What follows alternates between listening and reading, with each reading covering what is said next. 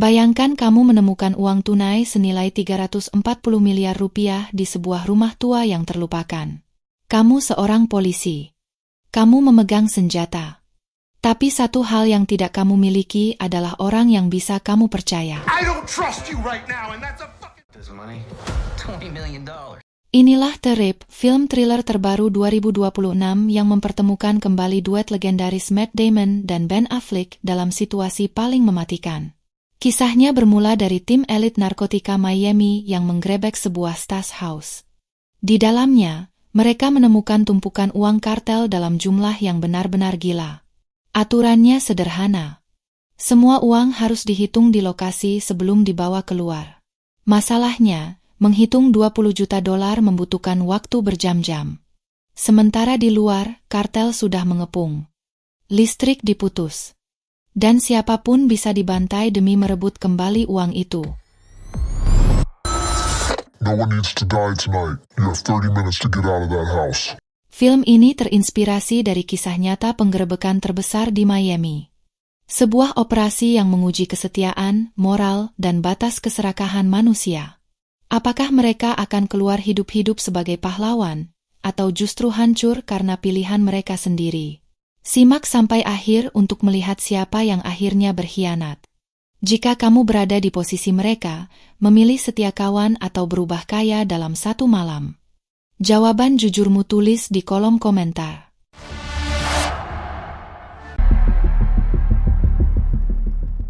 Malam Miami yang gelap tiba-tiba berubah mencekam saat Kapten Jackie menerima telepon dari informan kepercayaannya. Dari seberang sana, suara itu bergetar parah. Takut, panik, seperti orang yang tahu ajalnya sudah dekat. Jackie mencoba tetap tenang. Dengan nada tegas khas pemimpin, ia menenangkan sang informan dan berjanji akan mengevakuasinya secepat mungkin, menariknya keluar dari bahaya. Tapi nasib punya rencana lain. Baru saja Jackie turun dari mobil di titik pertemuan, tembakan langsung menyambutnya. Peluru menembus tubuhnya tanpa ampun. Di tengah napas yang tersengal dan darah yang mengalir di aspal, Jackie masih sempat menggeser jarinya di layar ponsel, mengirim satu pesan terakhir. Beberapa detik kemudian, Kapten Jackie tewas di tempat. Kematian Jackie jadi pemicu kekacauan besar. FBI langsung turun tangan, mengambil alih penyelidikan. Isu lama kembali mencuat. Kabarnya ada pengkhianat di tubuh kepolisian, polisi yang diam-diam menggelapkan uang sitaan dari kartel narkoba. Agen federal bernama Dell mulai membedah satu persatu anggota TNT, unit elit pemberantas narkoba dan senjata. Bagi FBI, kematian Jackie jelas bukan pembunuhan biasa. Ada aroma konspirasi, dan pelakunya kemungkinan berasal dari dalam. Semua anggota TNT dipanggil bergiliran. Dan Dumar, sang komandan, duduk dengan wajah kosong. Ia baru saja kehilangan anak dan istrinya. Lalu ada Mike, Salazar dan Numa, yang berusaha tampil santai meski tekanan terus menekan dari segala arah. Situasi berubah drastis saat giliran Sersan JD diperiksa. Interogasi ini terasa berbeda, karena agen Dell adalah adik kandungnya sendiri. Hubungan mereka sudah lama retak. Dell sengaja memancing emosi JD dengan membuka rahasia lama, hubungan terlarang antara JD dan Jackie. Saat Dell mulai menghina nama Jackie, emosi JD meledak. Adu fisik pun pecah di ruang interogasi. Setelah keributan itu, JD melampiaskan amarahnya pada Dumar. Ia tak terima Jackie dicap sebagai polisi busuk. Di tengah rasa kehilangan, mereka mengenang Jackie sebagai pemimpin yang selalu percaya penuh pada timnya. JD teringat kalimat yang dulu sering ia abaikan, pesan terakhir Jackie yang kini terasa menghantam, "Bertahanlah, sampai kamu lihat matahari terbit." Kematian Jackie membuat Dumar muak dengan lencana di dadanya. I hate being a cop. Di markas, ketegangan belum reda. Beberapa anggota TNT malah mengejek JD karena kalah berkelahi dengan adiknya sendiri. Masalah makin runyam saat tim lain pimpinan Mateo datang. But small guy, look at that jump. get the Red Skull yet? Adu mulut, saling tuduh, dan kecurigaan soal korupsi pun pecah antar divisi. Handle officers. Okay, no, I keep I mean, that all in mind. respect. You get Menjauh dari keributan, Dumar fokus menatap layar ponselnya. Sebuah pesan masuk. Info soal gudang rahasia milik kartel, tempat uang haram ditimbun. Meski hatinya masih hancur karena kehilangan anak dan istrinya, Dumar memilih bergerak. Ia memanggil timnya dan memutuskan langsung menuju lokasi. Sebelum berangkat, Dumar mengingatkan agar mereka membawa Wilbur, anjing pelacak andalan yang instingnya hampir tak pernah salah. Di perjalanan, suasana mulai ramai. Anak buahnya saling lempar tebakan soal seberapa besar harta karun yang bakal mereka temukan. Dumar tetap diam. Tanpa firasat buruk, mereka tancap gas menuju titik tujuan.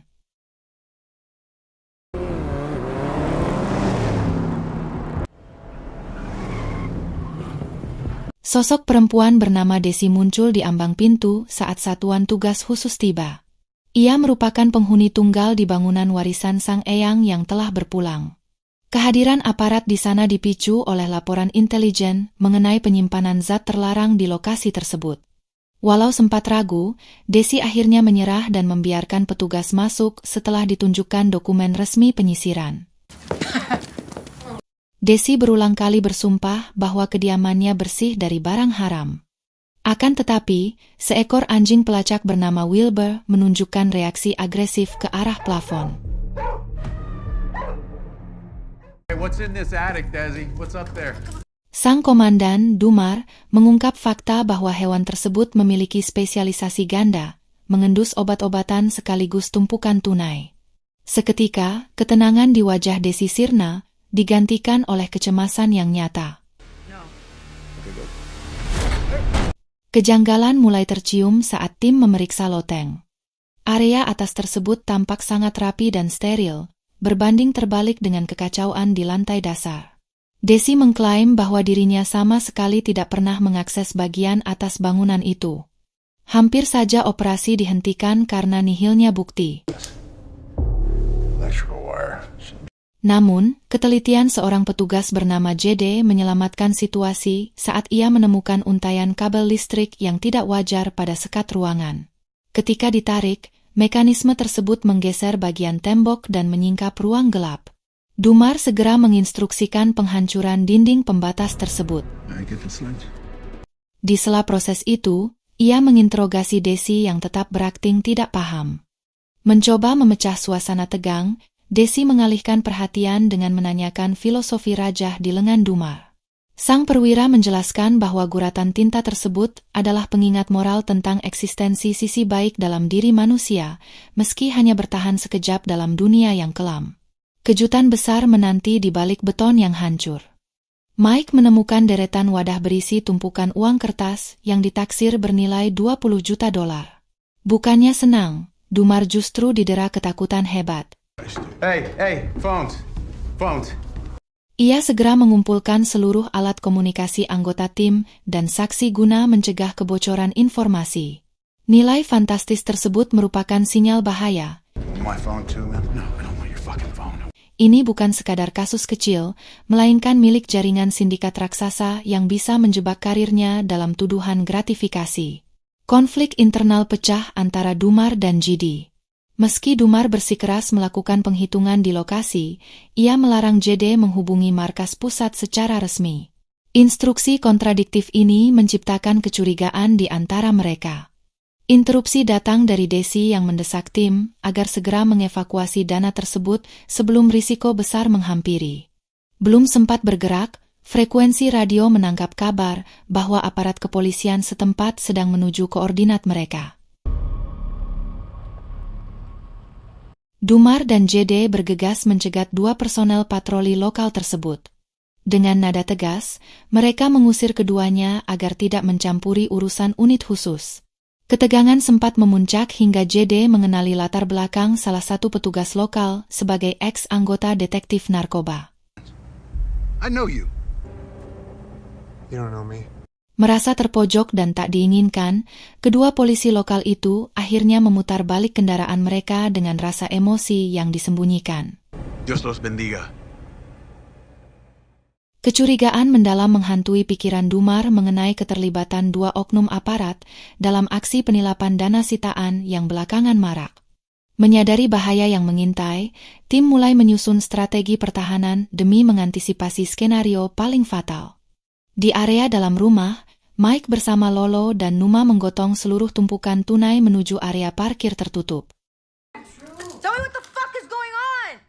Sembari bekerja, Mike membisikkan kegelisahannya tentang perilaku ganjil Dumar sepanjang petang ini. Baginya, Dumar menampakkan gelagat petugas nakal yang berencana menguasai harta haram tersebut secara pribadi. All right, let's get our vests on, tighten up. Gotcha. Thank you. Yeah. Is this all the containers? Yeah, that's all. Mike kemudian mendapat tugas memantau situasi di halaman, sedangkan Salazar dan Numa diinstruksikan melakukan audit manual terhadap total kekayaan yang mereka amankan. Secara sembunyi-sembunyi, Mike mengaktifkan HP seluler rahasia untuk meneruskan segala prasangkanya kepada pihak luar. Di sudut lain, Jidi dan Dumar kembali mencecar Desi dengan berbagai pertanyaan tajam. Terkuak fakta mengejutkan bahwa wanita ini merupakan kaki tangan rahasia aparat. Jidi menyentil, kemungkinan bahwa Desi sengaja menyediakan kediamannya sebagai gudang penyimpanan sindikat agar ia bisa mengklaim jatah resmi. Berdasarkan regulasi otoritas Florida, seorang pemberi informasi memang berhak atas komisi besar dari total sitaan. Namun, suasana tegang itu langsung kepotong oleh dering telepon yang nyaring. Hello? You have 30 minutes to get the fuck out of that house. Just do your job and take the money that's supposed to be there. No one needs to die of 150K. Pasca menerima kontak penuh intimidasi, Jidi menarik Dumar ke area privat. Ia menuntut penjelasan soal perbedaan data yang jelas-jelas janggal. Sebelum tiba, Dumar menyebut angka $300.000, namun suara di telepon barusan hanya mengungkit nominal $150.000. Manipulasi informasi ini memperkuat keraguan Jidi terhadap integritas rekannya yang sejak awal bertingkah janggal. Fuck you! Tell me what's fucking going on, Dane! Do you understand me? I don't trust you right now, and that's a fucking problem! Call the major, or I will. Sementara itu, di dalam garasi, Salazar dan Numa terus berkutat dengan tumpukan lembaran uang. Di sela aktivitas tersebut, keduanya sempat melamunkan kehidupan mewah jika mereka berani menyisihkan sedikit bagian untuk kantong sendiri. Merasa ada yang tidak beres, Jidi mengontak Matteo guna membeberkan situasi di lapangan. Matteo melempar teori bahwa Dumar mungkin adalah sosok di balik tragedi yang menimpa Jackie. Khawatir akan keselamatan tim, Jidi mendesak Matteo agar segera meluncur ke lokasi. Dale, come here. Sinyal pengkhianatan semakin benderang saat Dumar mendekati Salazar dan Numa. Tanpa menyadari kehadiran Desi yang sedang menguping, Dumar melontarkan ajakan untuk bersekongkol membagi hasil sitaan. Ironisnya, di depan Desi, ia tetap memberikan laporan palsu kepada pimpinan bahwa dana yang ditemukan hanya berjumlah dari nilai aslinya. Major, hey, so we had a tip that the rip's about 150K. Di area luar, pandangan Jidi tertuju pada fenomena aneh. Seluruh lampu di pemukiman sekitar mendadak menyala serentak. Ia menangkap pola kilatan cahaya yang menyerupai instruksi Morse, pertanda bahwa mereka dalam kepungan. Jidi memutuskan untuk menginvestigasi secara mandiri, sementara Mike melangkah kembali ke dalam sembari memantau respons pesan di ponselnya. Begitu Mike muncul, Desi langsung membocorkan siasat busuk Dumar mengenai pemangkasan nilai laporan uang tersebut. Kesaksian ini menjadi kepingan terakhir bagi keraguan Mike. Malangnya, pada detik yang sama, Dumar memergoki obrolan rahasia mereka. Mike lantas mencoba mengalihkan perhatian Dumar dengan mengajaknya melacak posisi Jidi. Di latar belakang, Desi tidak lagi mampu menahan emosi. Ia menyumpah serapah para penegak hukum yang tega membagi-bagikan jarahan di tengah kekacauan yang terjadi. Listen to me. People are gonna start dying in 10 minutes. Get the fuck out. Di area terbuka, Dumar terus menekan Mike dengan rentetan pertanyaan soal obrolannya dengan Desi. Tuduhan sebagai informan rahasia dilontarkan tanpa basa-basi. You a snitch, Mike? Mike tampak gelisah, berusaha membela diri di tengah intimidasi yang makin intens.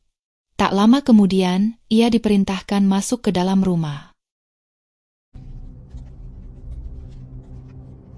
Begitu Mike menjauh, Dumar segera bergerak untuk memantau pergerakan JD. Di saat bersamaan, JD menyusuri sudut-sudut bangunan yang terasa mencurigakan, tanpa sadar moncong senjata laras pendek telah mengarah tepat ke nyawanya. Sementara itu, firasat buruk terus menghantui Mike. Kekhawatiran itu mendorongnya menginstruksikan pengiriman unit bantuan ke lokasi mereka. Saat Mike kembali masuk, Desi langsung menanyakan kepastian bala bantuan. Percakapan itu terputus mendadak ketika Dumar muncul membawa kabar buruk, jejak JD menghilang. Seketika, aliran listrik terputus, menenggelamkan seluruh bangunan ke dalam kegelapan total. Kekacauan pun pecah.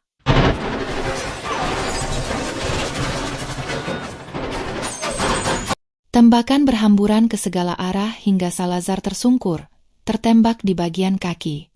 Tanpa ragu, Dumar dan Mike langsung mengejar para penyerang yang kabur ke arah gelap di luar rumah.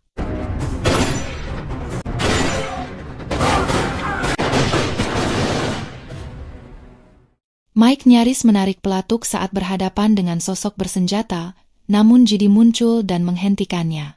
Orang itu hanyalah kaki tangan sindikat yang ditugaskan mengawasi aset tersebut. Lewat sambungan telepon, pemimpin kartel mengonfirmasi bahwa mereka telah meninggalkan area. Ia bahkan menegaskan tak lagi peduli pada harta yang tersimpan di rumah tua milik keluarga Desi. Pernyataan itu menyadarkan Dumar dan JD bahwa pihak penyerang bukan berasal dari jaringan mafia. Rapat darurat digelar di area parkir tertutup. JD menegaskan mustahil kelompok tadi berasal dari kriminal lokal, mengingat pimpinan mereka telah membubarkan operasinya setelah Jackie tewas di tangan aparat. Ia mendesak kejelasan soal laporan kepada atasan. Namun Dumar hanya menanggapinya dengan jawaban berputar dan manipulatif. Ketegangan meningkat, saling tuduh pun tak terhindarkan, siapa sebenarnya pengkhianat di antara mereka. You're a fucking piece of shit cop killer.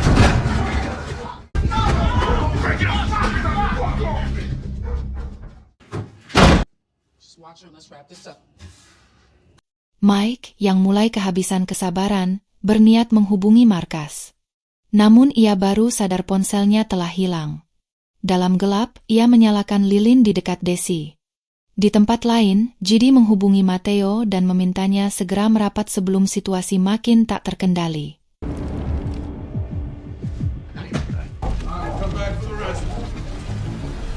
Kelalaian Mike justru memicu kebakaran yang melalap ruangan. Untungnya, Matteo tiba tepat waktu. Dumar kemudian memerintahkan Salazar dan Numa tetap tinggal untuk mengamankan Desi sambil menunggu kendaraan evakuasi. Keputusan itu justru memperlebar retakan di internal tim.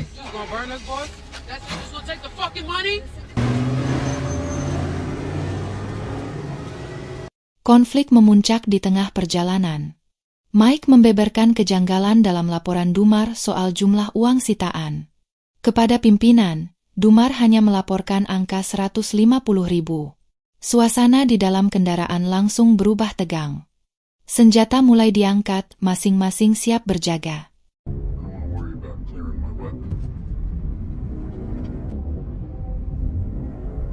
Tanpa diduga, Dumar akhirnya mengaku. Keterbukaannya di depan Desi bukanlah blunder, melainkan bagian dari skema yang telah ia rancang sejak awal. Seluruh perilaku anehnya selama ini adalah taktik, bahkan disembunyikan dari JD. Kesadaran menghantam JD seketika. Ia teringat insiden pengintaian di rumah yang mengirim sinyal Morse. Sosok bersenjata yang menodongkannya saat itu adalah Dumar sendiri.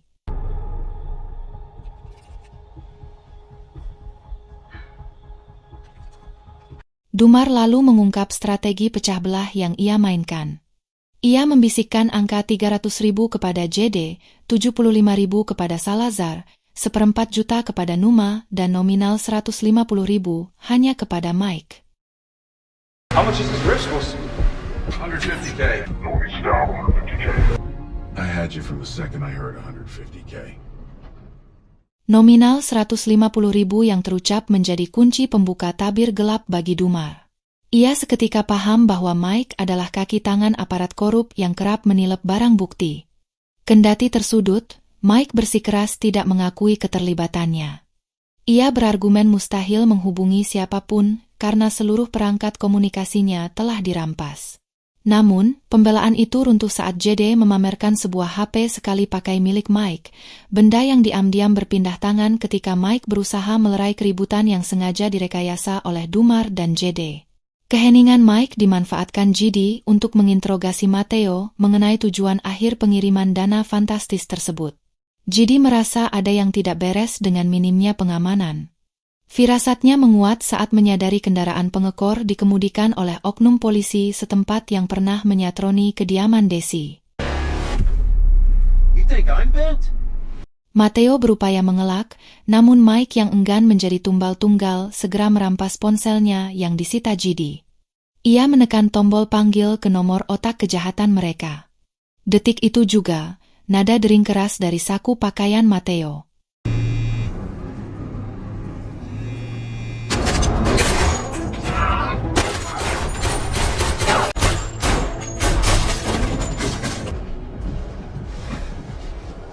Di bawah tekanan hebat, Matteo akhirnya memuntahkan semua boroknya. Mike pun mengungkap fakta pahit bahwa Matteo adalah eksekutor Jackie demi membungkam saksi kunci atas aksi kriminal mereka. Namun, kejutan belum berakhir bagi Matteo. JD ternyata telah mengoordinasikan penyergapan dengan saudaranya, menggerakkan unit FBI yang kini telah memblokade area depan. Dalam kondisi terjepit, Matteo mencoba menyuap semua orang dengan tawaran bagi hasil yang seimbang. Percakapan busuk itu terdengar jelas oleh Del, tepat saat Mike melakukan manuver nekat untuk melarikan diri bersama tumpukan harta tersebut.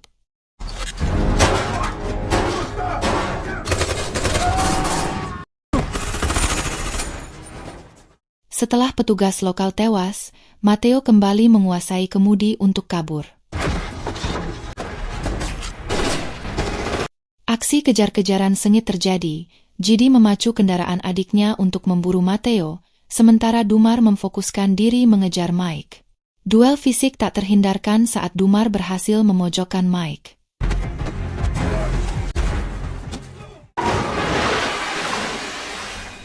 Di lokasi berbeda, benturan keras dari mobil JD membuat kendaraan Matteo terpental hingga terjatuh dari jembatan.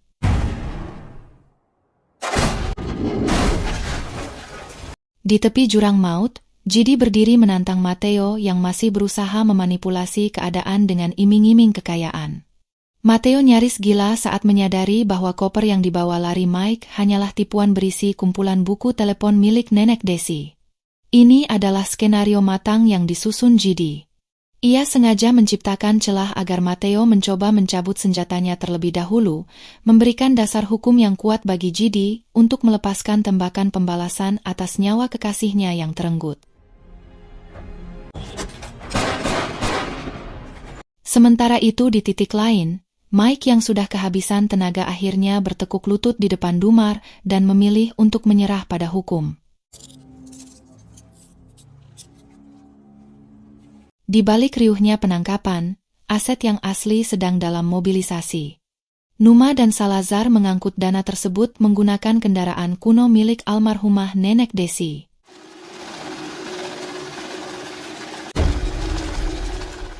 Setibanya di markas besar, otoritas federal melakukan audit ketat. Saat dikonfirmasi mengenai total nominal, setiap anggota tim TNT memberikan jawaban yang sinkron dengan hasil penghitungan. 20,650,480. 20,650,480. Wow. To the dollar. Desi kemudian memberikan kesaksian kepada penyelidik. Terungkaplah bahwa ia adalah sosok di balik layar yang memberikan petunjuk awal kepada Jackie. Kegembiraan terpancar dari wajah Desi saat mengetahui dirinya berhak atas komisi legal sebesar 20% sebagai informan resmi. Kisah ini ditutup dengan rekonsiliasi hangat antara kakak beradik tersebut, yang akhirnya saling melepaskan ego dan memaafkan perselisihan masa lalu mereka. Momen tersebut dimanfaatkan Desi untuk mendekati Dumar demi mengulik makna di balik guratan tinta inisial pada lengannya. Sambil memandangi rajahan tersebut, sang aparat mengungkapkan bahwa tanda itu merupakan komitmen pribadinya untuk tetap teguh pada jalur kebenaran dalam menjalankan profesinya. Ukiran tersebut lahir dari ucapan sang buah hati tepat sebelum napas terakhirnya berembus, yang mempertanyakan mengenai moralitas mereka sebagai manusia. Pesan penutup yang dilontarkan Dumar kala itu adalah penegasan bahwa mereka merupakan sosok jujur, dibarengi instruksi tegas agar Desi menjauhi segala bentuk masalah.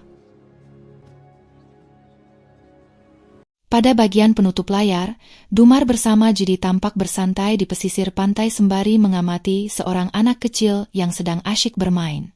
Sembari menatap ufuk timur yang mulai terang, memori mereka kembali pada wasiat Jackie mengenai pentingnya bertahan hidup demi menyaksikan fajar tiba.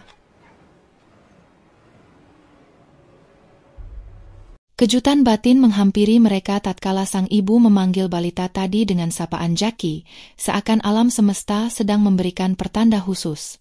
Pertemuan di tepi laut ini menjadi adegan yang mengakhiri seluruh rangkaian perjalanan film ini. Terima kasih sudah menyimak, dan nantikan rangkuman sinema menarik lainnya di video mendatang. Penulis mohon undur diri. Sampai jumpa.